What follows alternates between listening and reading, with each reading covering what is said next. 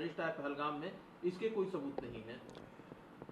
मुझे लगता है कि इनको सदन के अंदर ऑपरेशन सिंदूर पर चर्चा नहीं करनी, हंगामा खड़ा करना, क्योंकि मालूम है पूरी दुनिया ऑपरेशन सिंदूर पर नरेंद्र मोदी को वाहवाही दे रहा है। पूरा देश ऑपरेशन सिंदूर 22 मिनट की चर्चा कर रहा है, इसलिए वो चर्चा करना नहीं चाहते। दूसरी बात, चिदम्बरम साहब ने जो कहा ये तो हद कर दी। पाकिस्तान परस्त कांग्रेस तो राजनीति करते रही है, लेकिन ये तो सीमा को पार कर गए। मणिशंकर अय्यर गए थे 14-15 के बाद, और उन्होंने भी पाकिस्तान से कहा था मोदी को हटाओ। अब ये पाकिस्तान परस्त राजनीति चिदम्बरम ने करके टेररिस्ट आए पहलगाम में, इसके कोई सबूत नहीं है।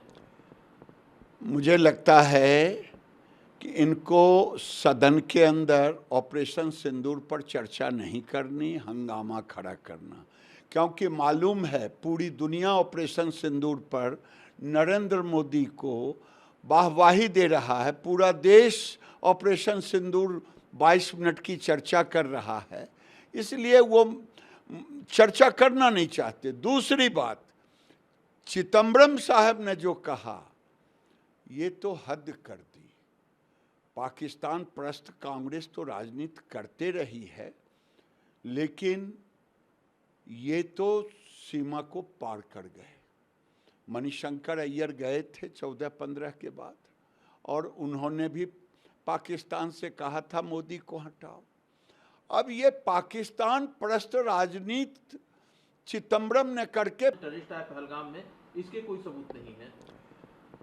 मुझे लगता है कि इनको सदन के अंदर ऑपरेशन सिंदूर पर चर्चा नहीं करनी, हंगामा खड़ा करना, क्योंकि मालूम है पूरी दुनिया ऑपरेशन सिंदूर पर नरेंद्र मोदी को वाहवाही दे रहा है। पूरा देश ऑपरेशन सिंदूर 22 मिनट की चर्चा कर रहा है, इसलिए वो चर्चा करना नहीं चाहते। दूसरी बात, चिदम्बरम साहब ने जो कहा ये तो हद कर दी।